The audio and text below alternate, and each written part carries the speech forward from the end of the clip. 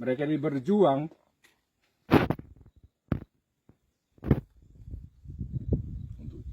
hanya untuk bertahan hidup, memperjuangkan anak-anaknya. Kenapa dipersulit di tanahnya sendiri? Biarkan masyarakat kita yang sudah berjuang dengan kehidupan yang begitu sulit, ya kita permudah. Jadi sekali lagi untuk bapak-bapak yang bertugas di sini, kita tidak ada masalah apa-apa.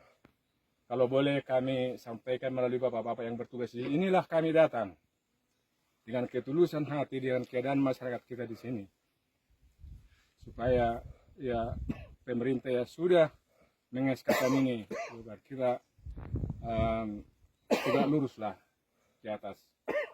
Kalau tuntutan yang lain masih ada saya dengar soal ukuran yang lain itu bisa